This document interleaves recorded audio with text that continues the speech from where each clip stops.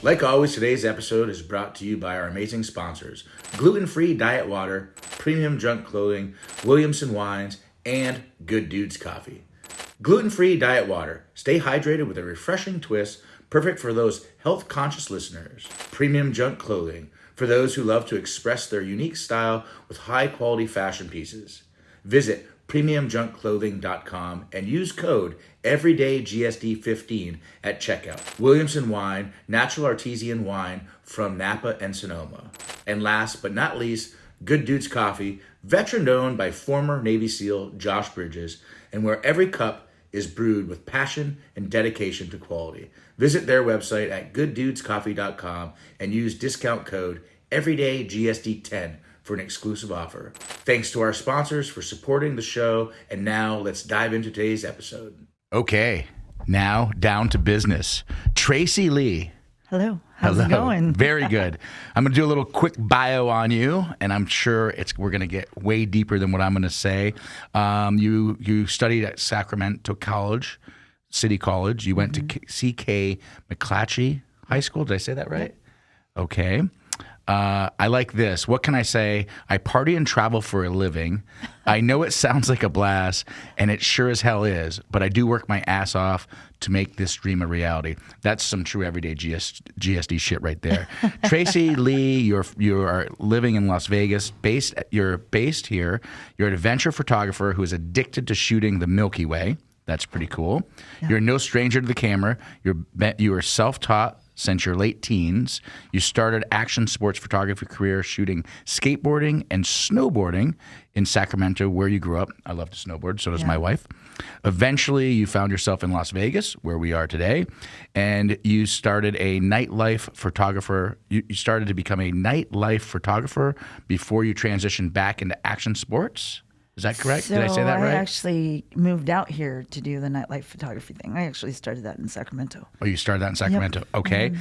And then you travel around the world shooting sitting cage side at the UFC for Yahoo Sports, shooting the fighters. I did do that, but I haven't done that in many years. Okay. Yeah, but you did I still do Milky Way photography, though. Okay. Yeah. All right, well, let's just jump into this. Yeah. So you're a little kid and you want to take pictures or what? Oh, no. You know, what's crazy is I even though I was doing it as a teenager, it wasn't like a lifelong dream. I didn't start like 5 years old and carry a camera around. My mom gave me a film camera somewhere around, I think I was 15 years old. And when you say a film camera, no, photograph. Yeah. Oh, okay, yeah. Photographs, yeah. Okay. I still consider myself a photographer, even though I do plenty of video work, plenty of video editing, and it is the bane of my existence. But my mom gave me a film camera, and I started shooting skateboarding because I was a teenager working in a skateboard shop, and so I was like, and this is in Sacramento. This is in Sacramento, yeah. Okay. And then I skateboard, snowboarding, and so that's how I started shooting photography of it. It was just kind of trial by fire. It was shoot as many rolls of film as I could, and then I had a friend who worked at Costco Photo Center, and I would bring in 10 rolls of film, and he would develop them all for like $5. So he's definitely to blame for my addiction with photography. And he no longer works there and got fired. I know, right? They're like, where's all this paper going? And So you have a passion for photography? Absolutely. Okay. Absolutely. I just finished editing a photo last night that took me a good 10 hours to edit the one photo. 10 hours? Yeah. I know. It's crazy. So what do you do right now? And then I want to back up and start from the beginning, and then we'll get to where we are today. So you don't want to go straight through, not front to back. You're just all like, let's swirl around. We're going to swirl around. Yeah. So what are you doing? What do you do right now? So I run social media for clients. Okay. And people are like, I don't know how you keep up with that. Well, that's because that's what I do for a living. Like, right. You go to a job and can't keep up with social media. I actually do it full time. So full-time social media, both my own social media plus other clients' social media. I'm also a professional photographer. So even though I don't shoot cage side fights anymore, I still shoot fights. So I shoot the local fights that are kind of like the minor leagues up to the UFC. Yeah. I shoot those fights. I shoot their weigh-ins, not the actual fights. And I'm thankful that they don't ask me to shoot the fights because that's a lot of editing. It's a lot of editing. I Yes, bet. it is. Okay, now we're going to back it up. Now we're going to back it up, Tracy. Let's start you're in Sacramento. You get your first camera. Okay. Let's go. I started, I kind of started doing just shooting whatever, but I was around skateboarders all the time. Now, do you skateboard or did you skateboard? I did skateboard. I don't anymore because I have nothing to prove. Right. I still snowboard and I roller skate. So that's my thing. Roller skate or roller blade? Roller skate. Okay. I roller skate all the time. 4 wheels. 4 wheels, quads. And I'm going to go roller skating tonight. I bought my mom roller skates for Christmas this past year. Oh, really? That's Yeah, awesome. she was the baton girl in her band in high school. She did in front of the parade. Did she Nice. love that present? And when you do that, just I can see your hand up there too. That's great. He said baton. So you got this camera and you're shooting skateboarding and snowboarding and just living the dream out in California. How old are you at this point? You're like a little kid. Yeah, I was young. I was like 15 or 16. Okay. Yeah, I started working. Did they buy you that camera because they didn't want you to get in trouble doing other shit? I don't know. I was trouble. Yeah, I was a bad kid. Okay, I would have never guessed. Like a bad kid, but not I just never got caught. Right. That's why. It's like I never got caught. I got caught one time, but I would sneak out of the house all the time. I had people sneak into the house. I used to steal my mom's car every night. Shit. Yeah, I was like going to the pool hall. You know, is your mom still alive? Yeah. And she's gonna watch this, and she's gonna be like, "Oh no, we don't have a good relationship. Okay. We're not cool. Okay. She won't see this. We'll move on then." Yeah. Yeah. Okay. So I stole her car one night and crashed it. Oh, you crashed the car? Yeah. Yep. And there was one time I stole her husband's car, my stepdad, and they found out that I did, and they called the cops on me. And the cops must have been bored or didn't have anything to do. So I'm 15 years old, and they take me to the police station in the back of the cop car, and then they, take me on a tour of the police station and the jail and stuff. I'm 15. I know I'm not going to jail, but still. Well, you think that. Yeah. I was just all like, I don't know what I'm being put through right now, but it's not fun. Yeah. So did you learn your lesson? I don't remember. Did I steal the car more after that? I think I did. Well, remember, the show's about getting shit done, not stealing cars. Yeah, I know. Unless you were taking the car because you had to do something that was very productive. I mean, it was part of learning my socialization skills that led me into creating napkinnights.com because I was going out. And napkinnights.com, this is the nightlife website that I started. Okay. And how old are you about that when you did this?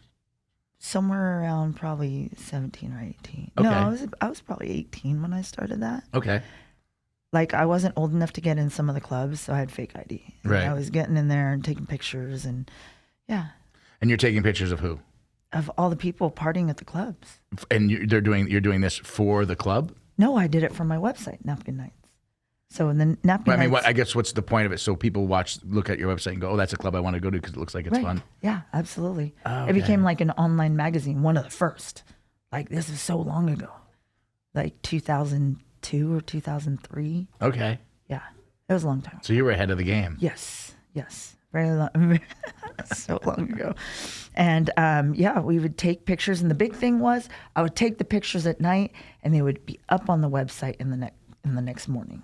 So people knew that they could go see what happened last night. And back then we didn't have that kind of instant gratification. Right. So it became very popular. And I was like, God, I got to take this to Vegas.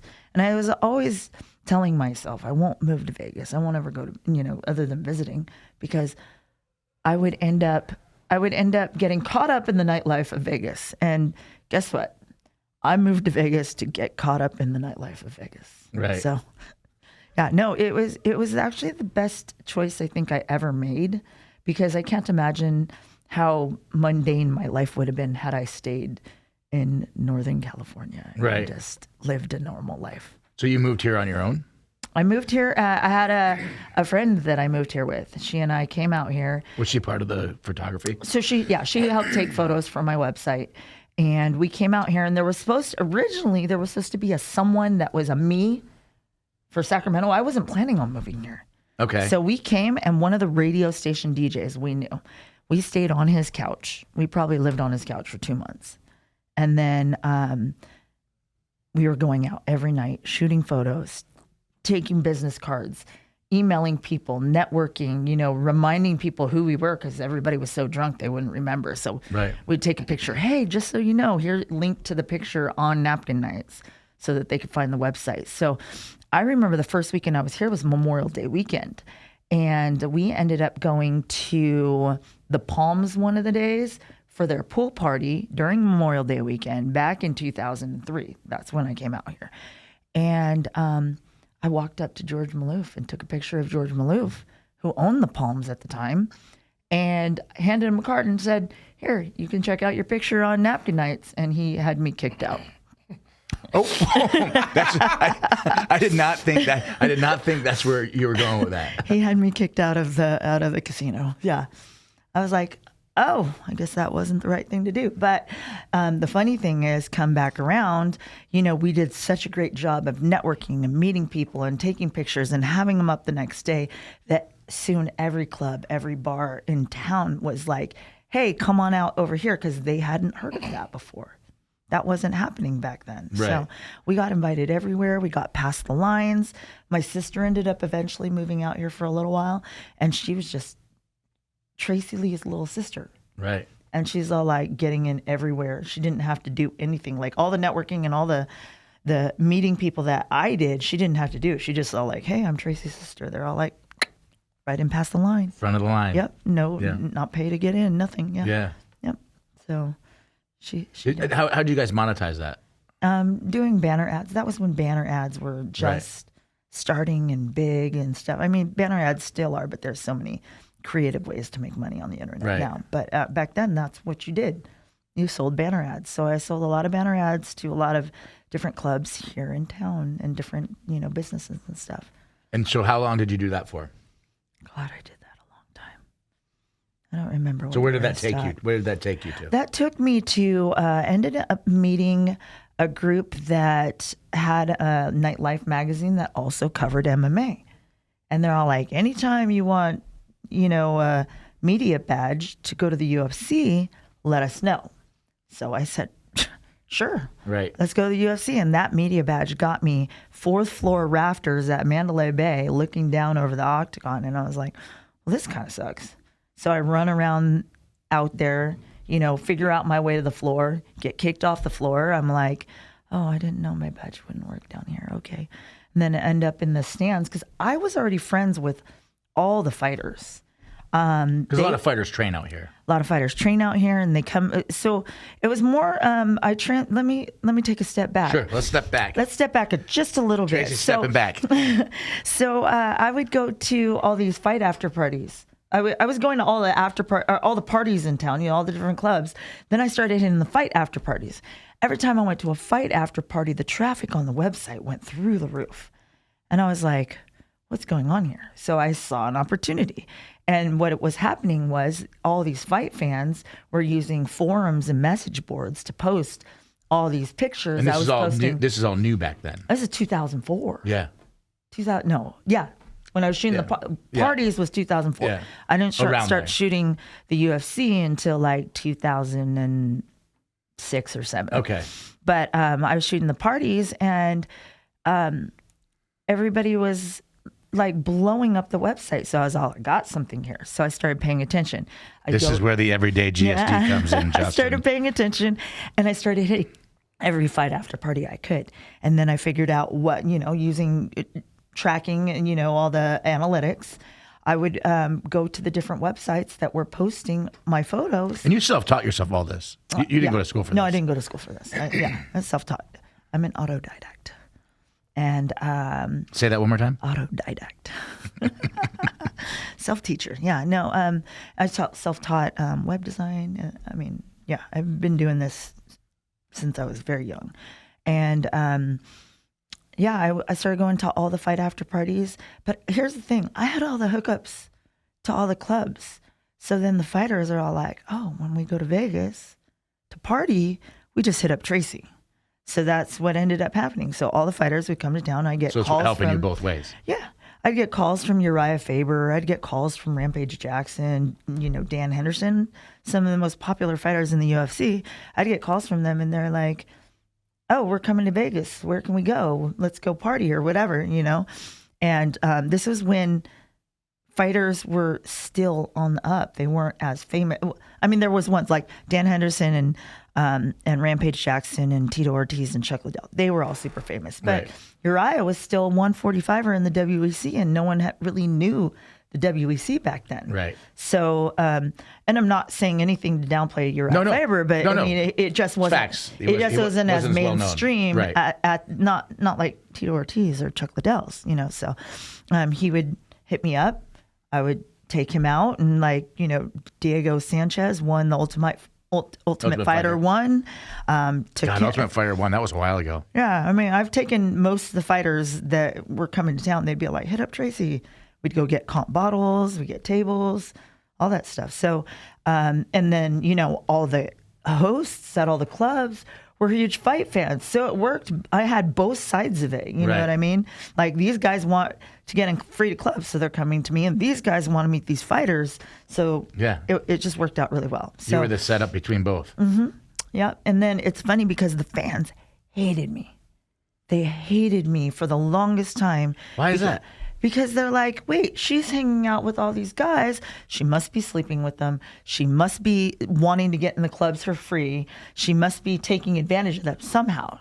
That was their thought process. And So none of that was true. none of it was true. It was the exact opposite. So it was a great time. I had a lot of fun times back then. I mean, I still have a lot of fun times now. Yeah. That hasn't changed, but it's just gone a completely different direction. But yeah. And then somewhere around 2006, my first fight I ever shot was Forrest Griffin versus Stephan Bonnar 2. Oh my God. Just the second one, not the first one. But Okay. yeah, no. And The first one was the bloodbath, right? well, they both were absolute battles. I'm trying to remember if Yeah. it was the first one or the second one. The first one was the historical one. Okay. It was the historical one, but the second one was equally badass. Okay. And I shot that from the stands. I was hanging out with Mayhem Miller in the stands, and I had my camera shooting and stuff. So him and Jake Shields were my first fight friends ever. And then they ended up hating each other and they ended up fighting. Oh yeah. Pretty crazy. But Yeah. they were hanging out together the first night I met them. And then they were my first fight friends. And then Is this at MGM? this was at Mandalay. We were at House of Blues. And actually, Andrei Arlovsky fought that night, and he was just like, I think he might have had a black eye. He was, pretty beat up. And I mean, this was when Joe Rogan could go out and not be fully bombarded by people. So Joe Rogan was there. There was all kinds of people that you're just like, how are all these people in the same room? And it was back then when it wasn't even a big deal. I remember one time, I got to share this story. So I just left the fight, and Rampage Jackson won. And I forgot who he fight, doesn't matter. But I'm leaving the hotel, and there's an entourage of people around one fighter, right? And everyone's like running over to him. And all of a sudden, Rampage Jackson has got a hoodie on and a backpack, and he's hailing a taxi. And I go, hey, there's Rampage Jackson. And I had a BlackBerry back then, and I was with my friend Matt Stauffer, and I literally walked over to him. I go, can I get a picture with you? And he's like, sure. And I said to him, I go, great fight. He knocked the guy out. And I said to him, I go, how come you don't have an entourage? He goes, I'm the fucking champ. I don't need it. And I was like, that's great. But then I think 2 months later, he ended up getting in a Hummer and smashed into. So I remember that all very, very distinctly. I remember that because I used to hang out with Rampage all the time back then. Yeah. And that was when he lost the belt. He had lost the belt. And When he got in the accident. When he got in the accident, he had lost the belt. And then he was out here in Vegas hanging out with me. We were getting tattoos. He got tattoos. I have 0 tattoos. I'm really boring, okay? So don't judge me. But and you don't drink either. I don't drink. I know. I'm so boring. Yeah. No, but I think it's great. So we went and saw a tattoo artist by the name of Jimmy Litwalk. Jimmy Litwalk ended up on Ink Masters. I can't remember if he won or lost or, I have no idea. But I'm still to this day friends with Jimmy. Jimmy does tattoos in Florida, in Orlando now. But he did a bunch of tattoos for Rampage. So we went in there that week. Rampage had lost the fight. He did some tattoos for Rampage. And then Rampage was in Vegas just drinking throwdown energy drinks all week long. And I guess something about that put him over the edge. He went a little crazy. Obviously, he was probably drinking alcohol too, but I mean, he was up for multiple days. And I think that kind of just put him over the edge a little bit. And St. Mark, he was Ink Masters, right? We just had a guy from Ink Masters on the show. Oh, nice. Yeah, a few episodes ago. St. Mark, the tattoo god. Big shout out. Yeah, big shout out. Actually, he's one of our sponsors, but we don't have his stuff with us right now. It's actually at our studio, but big shout out to him. He's got a cool product. I don't invented, created. Yeah, no, he created. He told me the whole story because he's doing a tattoo on me right now. Oh, okay. And it's pretty cool stuff. It basically helps numb the tattoo, but not when not before you get it. It's as the tattoo's doing work. Oh, it's going in. Yeah. So then he puts it's like a numbing spray. It's called holy water. Okay. Yeah, that's pretty clever. Yeah. And he also has this lotion that you can put on to help heal your tattoo. Okay. So one of his partners, and then we're going to go back to you, but one of his partners is a pharmacist. So they were able to put the proper stuff together, so it's not just off the shelf, you know. Right. So yeah. Oh, that's cool. But yeah, I'm sure. Discount code coming soon. Okay. Yeah. Discount code coming soon. Keep an eye out. Okay, continue. Sorry. Where was I? No, so so you were being a badass. So that was part of the thing with Rampage. Rampage is great. Yeah. He checks in on me every periodically, and I had a falling out with my sister for a while, and he kept going, you need to get makeup with your sister. That's your family. I have a different mentality on that, but I did end up making up with my sister, but that was a COVID story. Yeah. That was like all the COVID and the George Floyd stuff and everything being crazy. And I was like, okay, I'm going to make up with her. And I went and I said to her, hey, you need to do these things, have a plan of escape if something happens, get this all planned out so that you're not like, if something happens and you need to get out of town, whatever, or you need to, hole up in the house, you need to have a plan. So, that started kind of our relationship getting back on track. Well, that was cool. Rampage helped you with that. I was like, no, I'm not going to do that. No, and he would hit me up. Hey, have you talked to your sister? Like, he was pretty diligent about it. So, yeah, nice. Yeah, no, a lot of the fighters, they're one thing in the cage, like Conor McGregor. Oh yeah. A lot of people look at him and they're, he's this asshole and so on and so forth. Behind closed doors, nicest guy. Yeah, and it's funny. And that's good to hear because a lot of people don't get to see that side of people, Well, and they have a misconception. Here's my funny Conor story. So I met Conor in 2009 in Ireland when he was like skinny, 19 years old, no tattoos, no facial hair.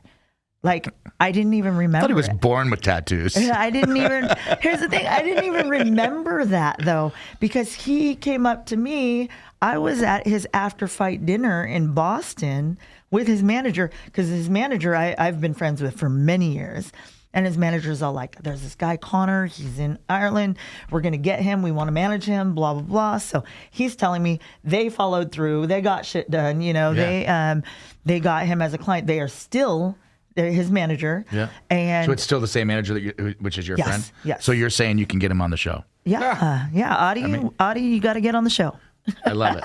He's in LA, actually. Yeah. He's in LA. You guys maybe. That's our next tour. Yep. So we were in the hotel lobby. I'm with Pat Barry, and I think Eric Schaefer.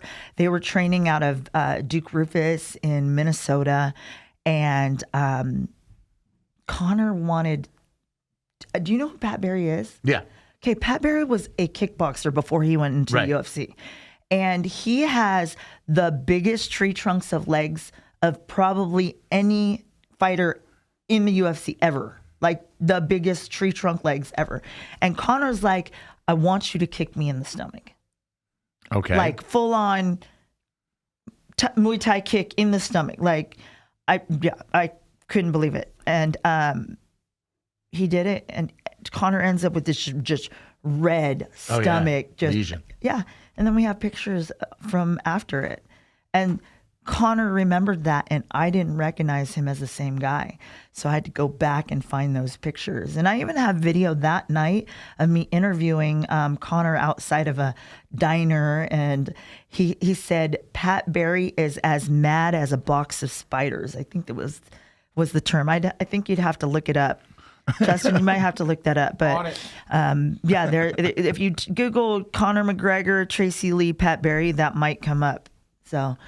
And I'm going to I've never heard that saying. I still have never heard anyone repeat that saying other than him saying it outside of a diner. He called it a Waffle House in Boston. So maybe it was the Waffle House. No, it wasn't. Nope. It wasn't a Waffle House. No, it wasn't a Waffle House. It wasn't, but he just called it outside the Waffle House. That's hilarious. Actually, if you think about Roadhouse that's out right now, it was the same similar kind of voice he used in Roadhouse, which is him. I don't think he played himself very well. No, I don't like to even talk about it. Oh, I mean, it's just so strange because if he just played himself. Yeah, I mean, but it was essentially he was playing himself, like that was. Right. But I don't know. I don't know. I mean, trust me, it's different when you're on camera. I mean, I'm doing stunt acting and trying to get into acting and stuff. So yeah, do you want to talk about that, or where are we from? We're leaving the UFC, taking pictures because why? Oh, yeah, they didn't like me very much. Okay, so it's time to move on. Yeah, they stopped credentialing me. Okay. They changed up a lot of policies on who they let cage side and stuff. I was working for Yahoo Sports, but they're like, Yahoo, you got to get your photos from all the APs and all the different Getty images because they had to deal with Getty images. So I stopped getting credentialed, and then I spent about a year like, what am I doing? Where am I? Like, if I was ever depressed in my life, it was that one point in my life because I bring it in, right? What does it say? Aligned belly. Okay. Aligned belly. Okay. Belly is aligned. I looked down and I was all, oh shit. Welcome to Las Vegas. I'm in the aligned wrong belly. place. Here. I am aligned up now. Okay. You are aligned up very well. So, if there was ever a point in my life that I was depressed, it was that particular year. And so I started getting out and adventuring. Yeah, I would say, let's talk about how'd you get out of the depression? I mean, I started getting outside, and every weekend I would get a group of people, and I would try and hike some random slot canyon because we're right here next to Utah, and slot canyons are absolutely amazing. If anyone doesn't know what a slot canyon is, it's like when you... I don't.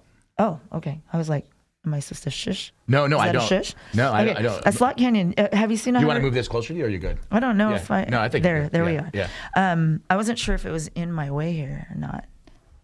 I think it's perfect. Is it good? How we doing back there, guys? Good. Yeah. Okay. Okay. So a slot canyon. Have you seen 127 Hours? Yeah. Oh, yeah. Okay, that's a slot canyon. Oh, okay. I guess I didn't know that. It's like this small, narrow canyon that's where he gets stuck. Yeah, he gets stuck. His arm gets stuck, and he has to saw off his arm, right? Yeah. So my wife's going to watch this, and she goes, "You just yesed her, and you didn't know it." So that's why I said I did it before you did. So I did see it. Yes, and the slot canyon. There's probably 1,000 different slot canyons in southern Utah alone that you can explore, and so on and so forth. Okay.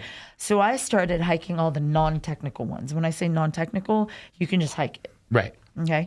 Not climbing, hiking. Yeah. Well, you might have to do a little scrambling, but I mean, it's not anything super dangerous. Almost anyone could do them. So I did that for a long time. I explored. I did research, and I found all of these different ones. And this was helping you get not depressed. Right. And I would bring groups of friends, and and we were taking pictures and posting them on Facebook and Instagram and all that stuff. And then I started doing more technical slot canyons, and so that's rappelling, that's swimming. We're wearing wetsuits to go through some of them. I mean, wow! It's super fun. Yeah, absolutely, it was great. So that next year was me getting outdoors and exploring, and somewhere in that time, in the next 2 years, it wasn't until 2016, I had a friend who knew me from fight photography come to town, and he's like, "Hey, I'm coming to town. Let's go to Moab. Let's go shoot photos in Moab." And I'd always wanted to go to Moab. So when I was shooting with the fighters, and we were all these random cities, I called it kamikaze photography because I would snap photos on the run as we're on our way to something else. I'd be like, "Oh, here, guys, stop real quick." Snap a photo of them, and then keep going. So I call it kamikaze photography. So I was not used to a photography where you set down a tripod. then you focus your camera, then you look at the beauty of the outdoors, and then you're like, oh, I like this composition.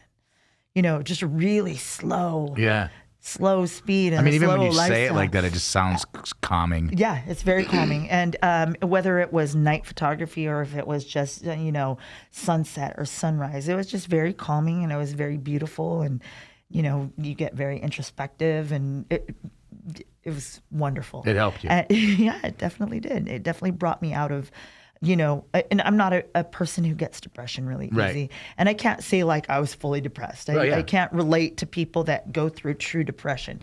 It was my own version of what depression is. Yeah, absolutely. And it's your story. Yeah, it helped me get out of that. And I started just going on all the kinds of adventures.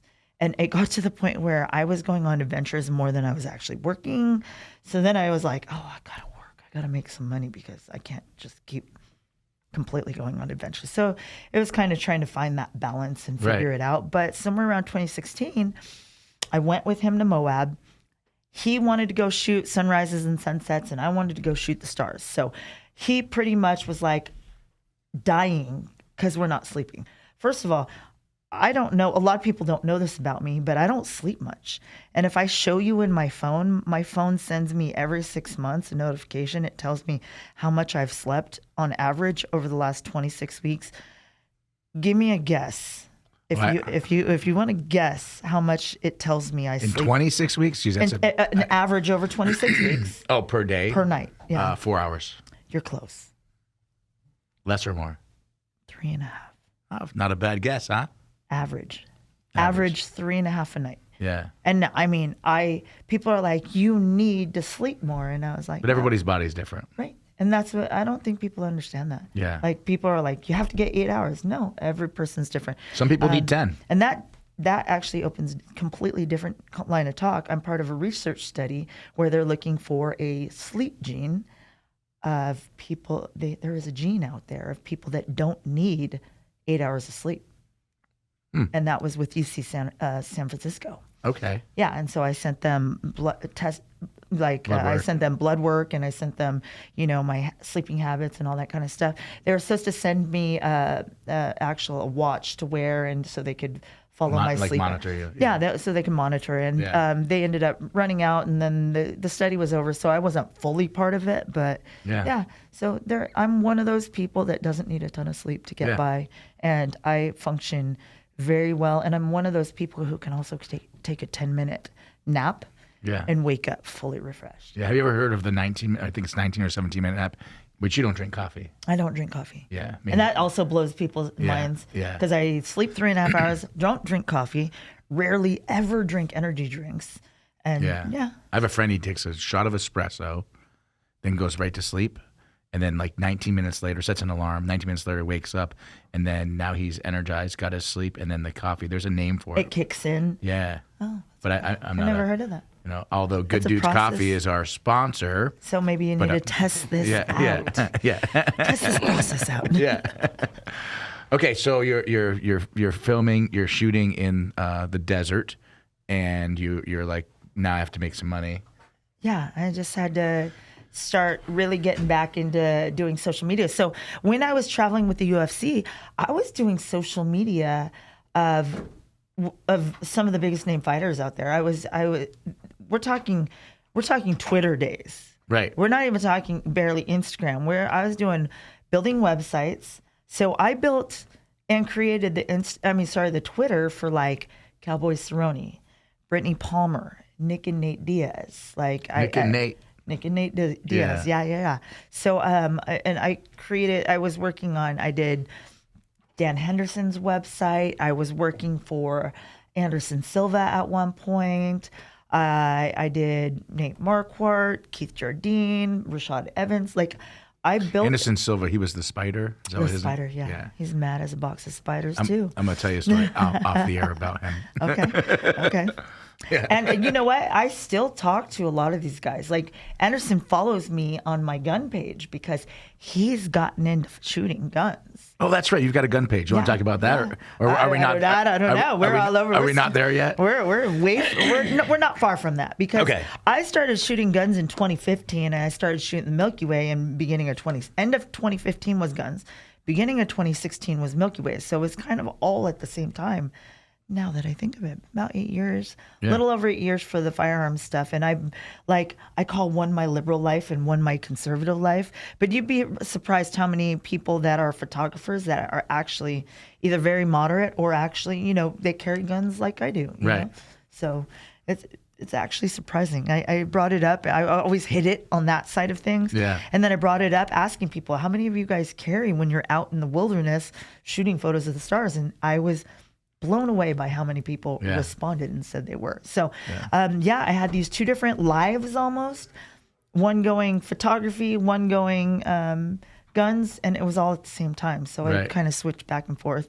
But, which one do you like doing more? Oh, I can't say that I like one more than the other. You love them both. Oh yeah, they're both great. And sometimes I'll concentrate all on gun stuff, and that's the next 2 months of travel is mostly firearm stuff. But if I can fit star photography in, I will. We had a guy on our show. His name is Guy Relford, and he is he's a gun lawyer, Second Amendment lawyer. But cool. He's awesome. If you end up making your way back to our home studio, we'll do a little recap or something with you. Okay. But I'll definitely introduce you. He's a great guy.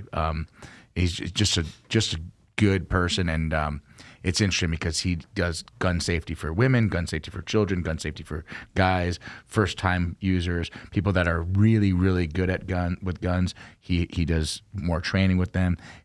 So he's not just a lawyer who is knows all the textbook stuff. He actually knows application. He actually wrote a book. What was it called? One of the dummy books. Gun laws for dummies? No, it wasn't gun laws, but it was some gun safety for dummies. Gun safety. Yeah. Oh, that's funny. Yeah. That's funny. funny. And he got a phone call and they asked him to do it, and he thought it was his buddy pranking him, so he kept hanging up on the guy. I guess. Oh, that's so hilarious. I'm really big on firearms safety. So I went into firearms in the end of 2015 because I had built up a following on Twitter and on Instagram because of the UFC and all the fighters I was around all the time. And so then a local instructor was like, hey, I'll give you free classes. You just post on your social media about it. This is like way back. This is way back before everybody thought they were an influencer, It was back in the day. And I took that class, loved it. And I had already been shooting. Now I got to take it a ways back. I used to take all the UFC fighters to the gun store, which was over on Tropicana, and the gun store's still there, but it was one of the only tourist gun ranges in town. And we would have like meet and greets there, and we would, all I wanted to do was shoot for free. Right. And it turned into this thing where I would take the UFC fighters there and I would get to shoot for free. And then I started throwing these meet and greets and autograph signings, and that was its own whole era of stuff. People are like, oh, remember those good old days.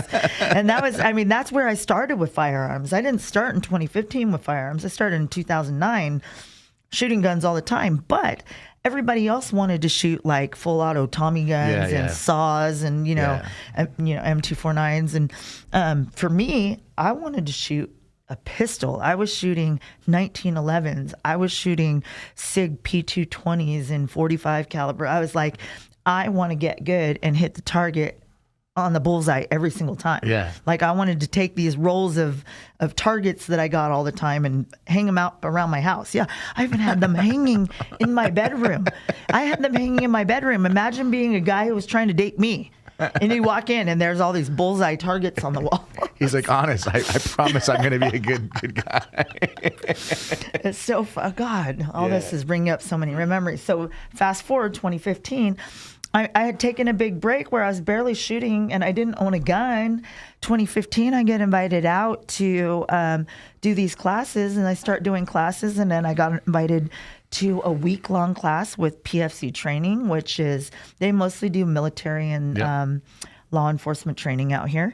And I got invited. I did a week-long class with them, including a night class. This is all really advanced stuff for me. I was brand new at like manipulating a gun from a holster and doing all that stuff. So that was really cool. Weapons retention. Right. Yeah. It was all new to me as far as that, because every time I'd gone to the gun store, someone handed me the gun. Yep. I would shoot it. Yeah. I'd hand it back to them. They would reload it or whatever. Yeah. I didn't know how to do it at the time. So when I... which is crazy that they do that. But anyway. Right? Well, that's a whole nother fucking show. I get why they do it. Trust me. Believe me. I get why they do it. But it's like that person shouldn't be shooting a gun right now. Right. Like, maybe they should just take a class. Right. So, but I ended up taking a gun safety class at the gun store. And that's what made me feel comfortable. Like, I was scared of guns, but not too scared to shoot them. I was just scared, like, well, I don't know how to reload it. I don't know how to, clean it. I don't know how to do any of those things or check that it's loaded or any of that. So it was a very simple, like maybe 1 to 2 hour class I took. Fast forward to recent days, last year, at one of my clients, I teach a firearm safety class just like the first one I taught. Nice. Or that I took. Yeah. So that all these people don't walk into a gun store and buy a gun, buy their box of ammo, take it home, put it on the shelf, and that's it. Yeah. And they think they're protected. That's what happened in 2020 during COVID. Yeah. That's what people thought, that they were protected. They bought their gun, they bought their box of one box of ammo, because remember how ammo was short. Short ammo was, right? So they bought all that stuff, put it on their shelf, never touched it. Yeah. I had a girl come into one of these recent classes, and she had her ammo loaded backwards in her mags. And I don't was even like, know how you do that. She did it. I think she had a Canic. Yeah, I think it was a Canic. She loaded them backwards.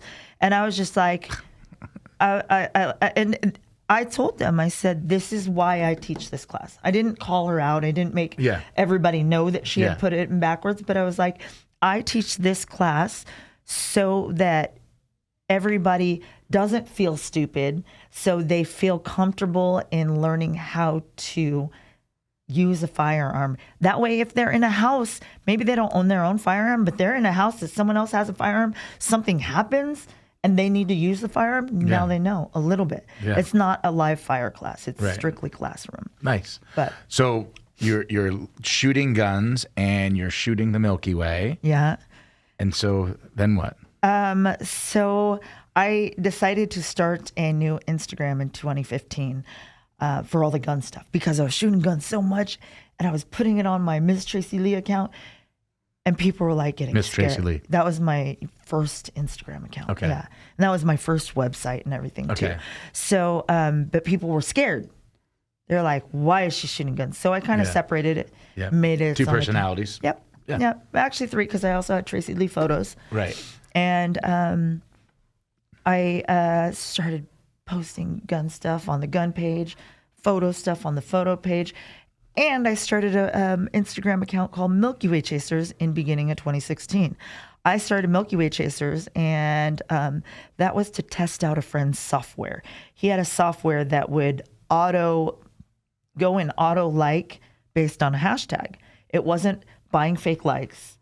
It wasn't buying fake follows. It was liking someone's post based on a hashtag. Now that person can go look at my page and decide, oh, I like what I see, I'm going to follow her. I wasn't following them and then having them going back and unfollowing. Yeah. I wasn't doing any of that stuff, because I have kind of a moral thing about that. Yeah. I don't want to do that. But I would go have this auto liker, and I only did that probably for 1 year. I did this, and it would auto like all these people's posts based on a hashtag. If they saw my post, my like, and came to my page and decided they wanted to follow me, completely up to them. It worked really well for helping to build my firearms account. Worked really well working on the Milky Way Chasers account. But Instagram shut down any bots. So if you were using bots, it would destroy your organic engagement. So I, after a year, completely stopped. Right.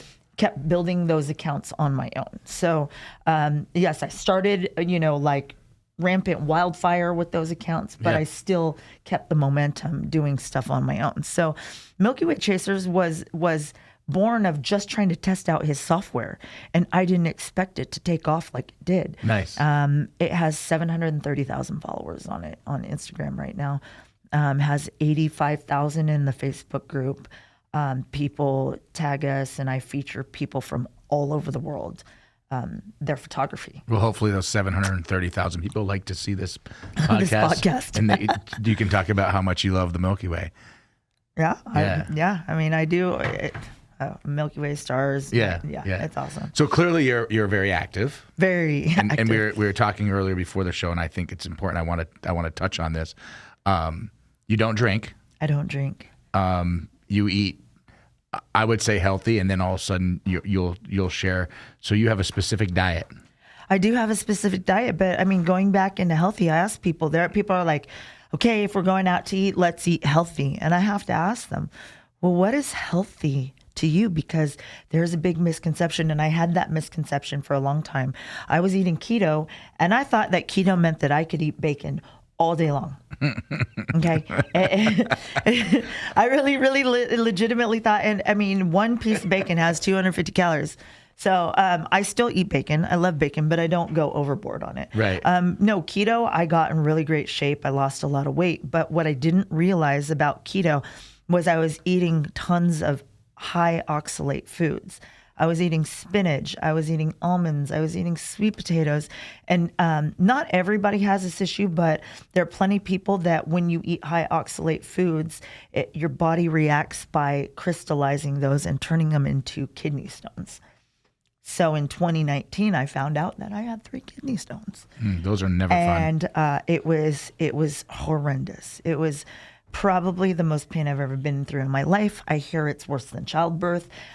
So I pretty much gave birth to some very large kidney stones. Triplets. Yes, triplets over the course of 3 different months, four months. Yeah. Yeah, and so it's September, October, and December. So what is your diet? What is your diet that you eat now that you call it? So I got to back up a little bit. In 2019, we were just going right into COVID there. And so I'm coming off of 2 years of doing keto. And oh, you did keto? You did keto for 2 years? Right. No wonder you had kidney stones. Right. Well, no, I am back to doing keto now, but I'm doing it differently. A lot differently. Right. And I have a lot of support too, which is really cool. But I was doing keto, and then I come into January, February, March. What am I going to do with my diet? I have no idea. And COVID. I was in Iceland when COVID hit, like when the country shut down. I got back on March 7th. They shut down the country on March 10th. But so I'm talking 2020, 2021.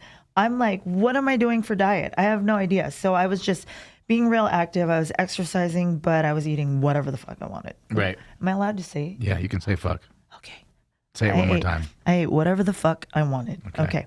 I was like, am I allowed to cuss?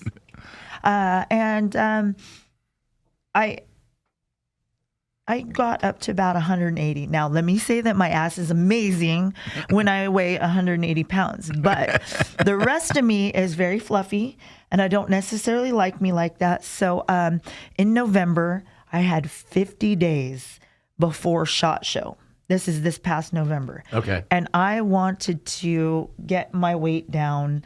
I was probably about 170 at the time. And for those people who don't watch, who watch the show don't know what SHOT Show is, it's probably the largest gun industry trade show. In the world. Actually, Cumberland Creative, who does our post production, they were just there this year. Oh, it was great. They work with a lot of the gun companies. That was a good one for them to go to then. Yeah. Because it's the best one we've seen in probably 5 years. Nice. So, Okay, continue. Yeah. So I was like, okay, I got 50 days. Like I had, when I figured out that it was 51, I was all, shit, I have exactly 50 days before the first day that I do SHOT Show festivities. What can I do? And I'd always wanted to do 75 hard. Yep. But I didn't have 75 days. So I called it, I'm doing 50 days somewhat hard. So I copied. I like that. Somewhat hard, right? Yeah, because I couldn't do. Me this morning in the gym. I couldn't do 50 days, but I mirrored off of what 75 hard is. And that was reading 10 pages out of a book every day, doing 2 workouts a day, one outside, one, inside if you want. It was sticking to a diet, drinking a certain amount of water every day.